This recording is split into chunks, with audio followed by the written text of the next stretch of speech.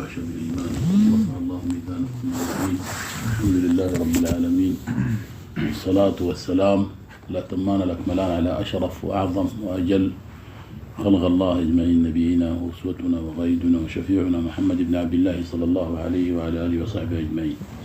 حقيقة أنا ما شيخ، لكن الدعوة دي كل يدلي بدلوه. أنا ذو السوق شاطر جدا في السوق، لكن الشيخ عبد الحفيظ والدكتور احنا على اثرهم بنمشوا دائما لما نلقاهم بنتكلم عشان إن قصرنا ولا إن اخطانا يوجهونا. انا حقيقه يعني مساله في غايه الاهميه. ربنا قال انهم يظهروا عليكم يرجموكم او يعيدوكم في ملتهم ولن تفلحوا اذا ابدا. قضيه كونه الزول في الدعوة دي يلقى مصاعب ومتاعب وهموم في ثوابت، لأنه النبي صلى الله عليه وسلم وكل الأنبياء قالوا في غنى عن الإشارات من الأدلة. فيبقى الخطر العظيم زي ما هنا رتبوا عليه عدم الفلاح والنجاح في الدنيا والآخرة، الانتكاسة. انتكاسة في الدعوة أكبر مصيبة، والآن انتكاسة بقت بأنواع شتى زي ما قال قبل شوية العصبجية وغيره. في ناس بيعتبروا انفسهم غيادين وهم الغايدين الدعوة، وبالعكس هم المسيئين للدعوة، لأنه دعوة الله سبحانه وتعالى واضحة وبينة. وربنا يعني أكرمكم ونحن أكرمنا كثير. كونه إنسان يعرف دعوة التوحيد دي ما سهلة. قبل شوية لاقتني تغريدة من شاب تركي قال إنه تعلم في السعودية، فلما مشى تركيا ما في مسجد إلا فيه قبر وضريح، فيحمد الله كثير إنه من أولى الصف الأول ابتدائي عرف التوحيد. فالتوحيد اللي احنا عرفنا ده أعظم منحة وأعظم عطاء، والأدلة عندكم.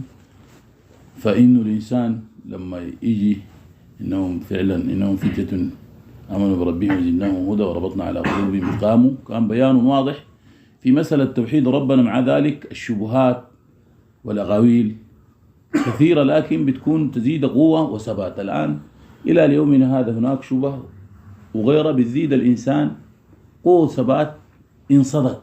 فبيبقى المحور الأساسي والعظيم الإخلاص، ودي مسألة تنتبه لها شديد، لأن أول من تسعر بهم النار ثلاثة، ودي أكبر هم يعيشه الإنسان وسائر على الدرب ده. مع إنه من سلك طريقا يلتمس فيه علما سهل الله له به طريقا إلى الجنة.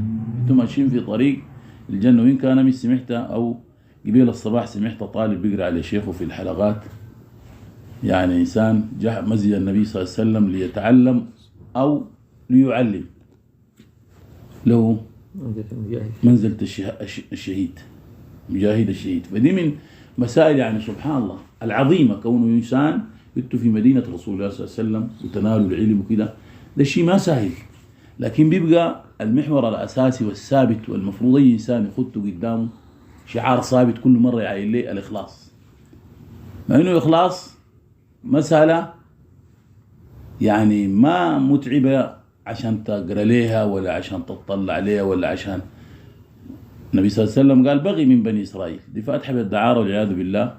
وبني إسرائيل خسى ولعن الأمم قتلت الأنبياء.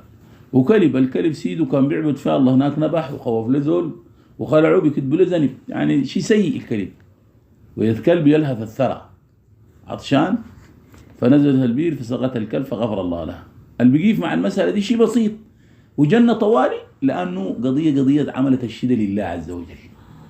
ودي أي إنسان بيقيف مع نفسه فيها وقفة خاصة يعرف دائما إخلاص بيعظم الأمر ويرفعه عند الله سبحانه وتعالى. قد يكون الأمر بسيط وصغير، لكن عند الله عز وجل له مكانة عظيمة.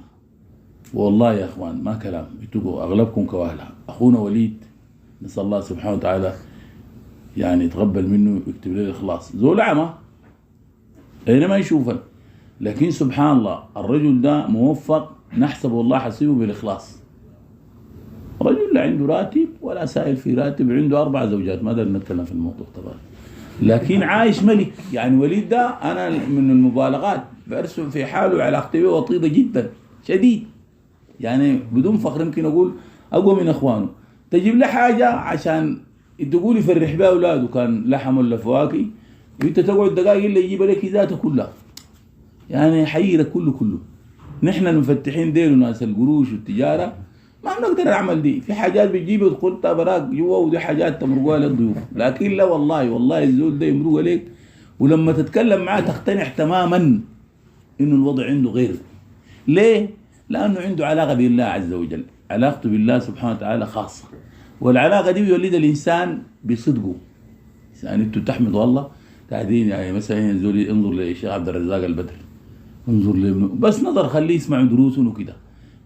فالتركيز العظيم في مسألة الإخلاص محك ومربط، لأنه إنسان عند الله عز وجل بكل يوم مكانه، وثانيا ما بيعمل إلا يرجو ما عند الله عز وجل.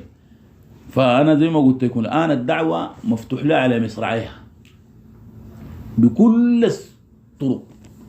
يعني ما تتخيل في أي موقع في أي مكان، في الباص والله تلقى من داري يسمع، في المسجد تمشي تقدم كلمة تلقاه يدعوك. آخر 3 جيت، أنا ما أقول زي ما قلت لكم زي السوق، والله جيت مسجد 3 الصبح، وأنا لو 4 جيت 4 ما صليت الصبح إلا في المطار. في يوم 3 جيت مسجد، المسجد ده كان ما يسمح لنا بالكلام نهائي. حتى صليت جمعة واحد قال والله كان شفته كان نزلته كان عرفته ده حسن جنب بيتي.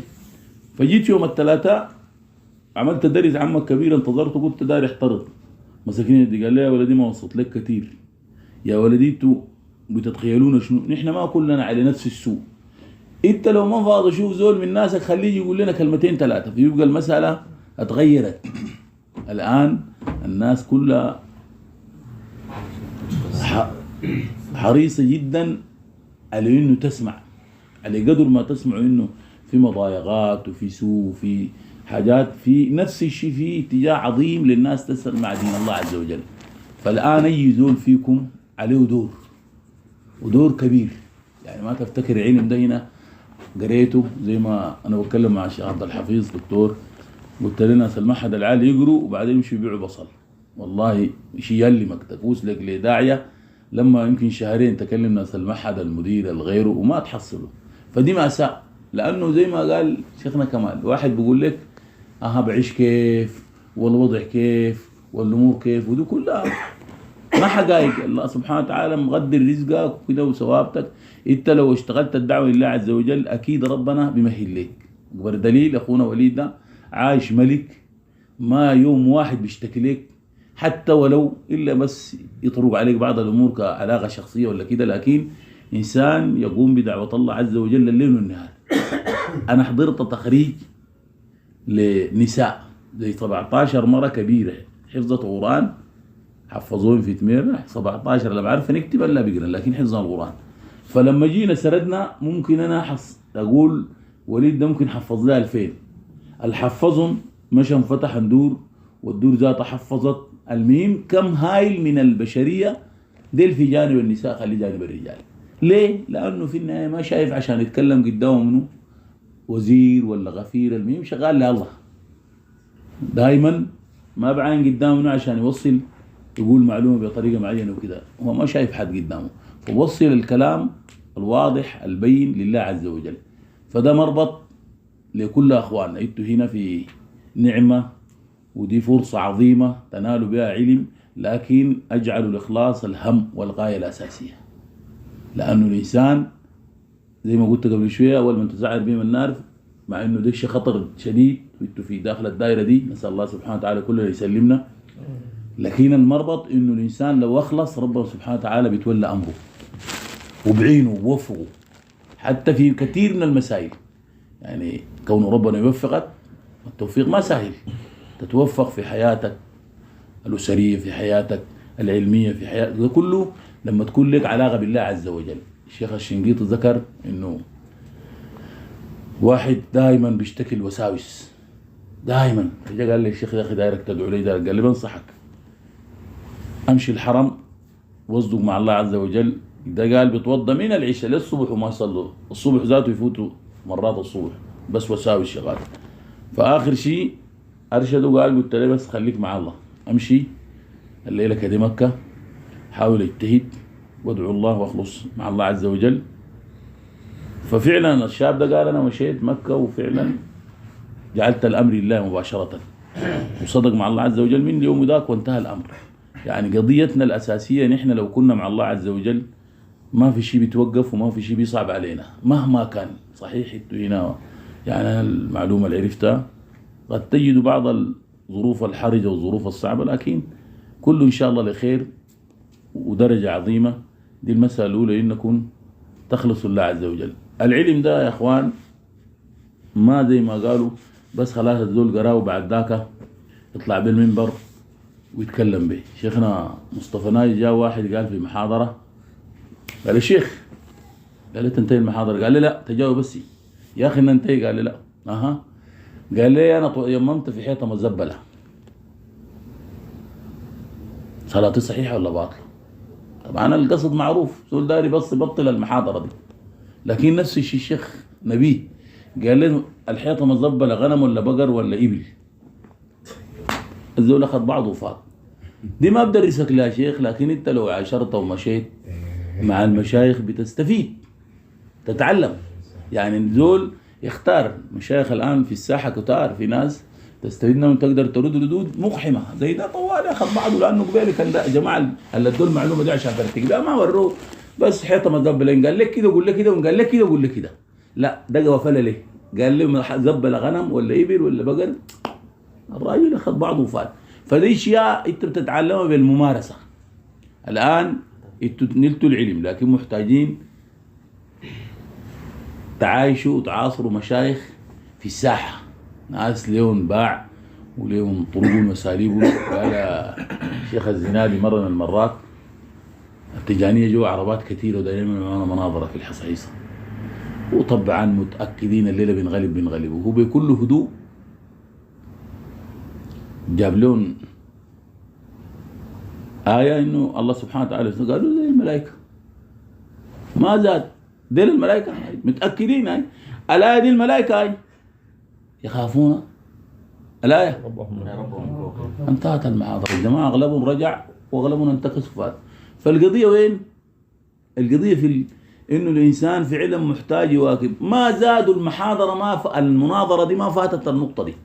أمنتم من في السماء يخسف فيكم الأرض فإذا هي، قالوا ديل الملائكة شيخ، ديل الملائكة. واو كل الجمع كمية من التجانية. طيب لما جاب الآية دي طبعا واضح، إذا كان ديل الملائكة هم ذاتهم خافوا الله من فوق لهم، انتهت القضية. قال واحد من الناس بيقعد معهم دائما في الدرس وزول بسيط، فقام مشاله لقى واحد شغال بس يفتح الكتاب يوميا، فتح الكتاب وخام ياهله خمشينا، لكن هو ما عنده علم. قال له والله ده كلام فارغ، والله فتح كتاب ما. قال كلموا الشيخ جاء لما جاء قال منو اللي قال فتح كتاب ما؟ قال لي أنا. قلت زول ده أنا شفته بعيني دي. قال لي روى الإمام البخاري عن أبو هريرة لما توفى النبي صلى الله عليه وسلم اختلف الصحابة ففتحوا الكتاب إنك ميت إنهم ميتون. تاني قال اختلفوا، تاني فتحوا الكتاب. لا مش كده، استغفر الله.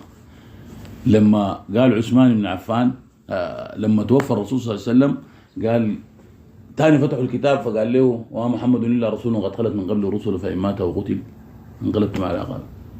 قال لي كذاب منافق. لما مات الرسول صلى الله عليه وسلم القرآن ما جمع، القرآن جمع في عهد عثمان بن عفان.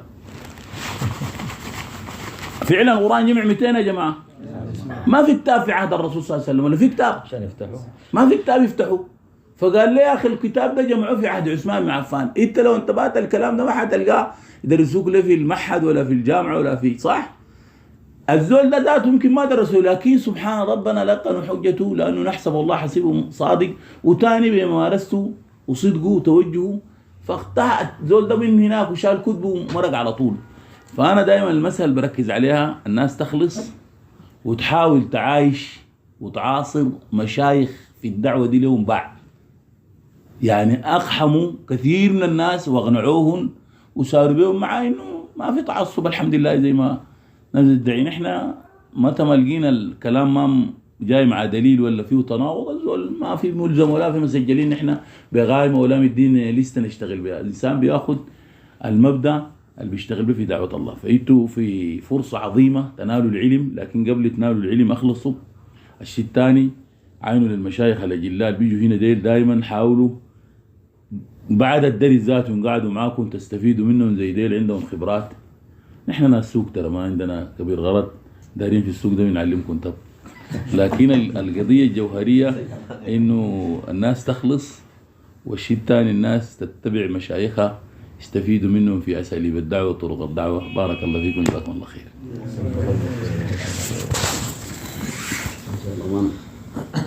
جزا الله خير. السلام.